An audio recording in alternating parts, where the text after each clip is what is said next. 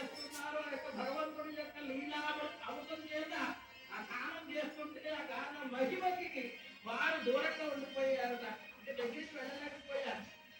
ఎప్పుడైతే వెళ్ళలేకపోయారో ఆసక్తాప్తం నరహైనం ఇదమోజస్కరాక్షసాః అహో విప్ర మహాభాగ నమస్తుభ్యం మహాత్మనే అహో విప్ర మహాభాగ నమస్తుభ్యం మహాత్మనే నామ సంకీర్తన మహాత్మ్యాత్ రాక్షసాదూరగావయం అస్మాభిః రక్షితా పూర్వం విప్రాః కోటి సహస్రతః నామ శ్రావణం విప్రా రక్షితత్వా మహాభయాద్ నామ శ్రవణమాత్రేణ రాక్షసా విభోయం మహాం శాంతిం సమాత్మనమహిమ్నానం అత్యవైః అత్యుదస్యవైః.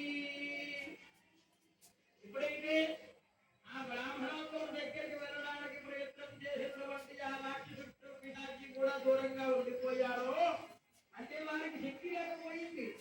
పరమాత్మ యొక్క గానాన్ని కీర్తనని భగవద్ వైభవాన్ని పూర్తి గానం చేస్తున్నటువంటి పరమధాత్మికుడు ఆయన.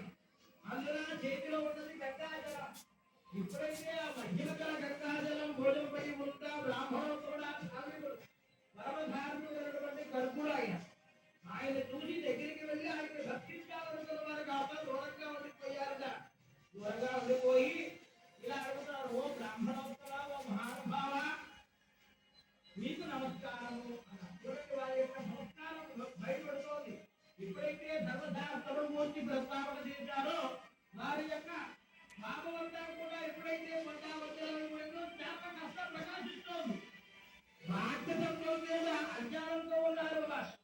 అయినప్పటికీ కూడా భగవద్ అనుగ్రహం కలగడం చేత ధార్మికమైనటువంటి నీతి శాస్త్ర ధర్మశాస్త్రం గురించి ఎప్పుడైతే చర్చించున్నారో వారి పాపం కాస్త మొట్టమొదలైపోయింది కదా.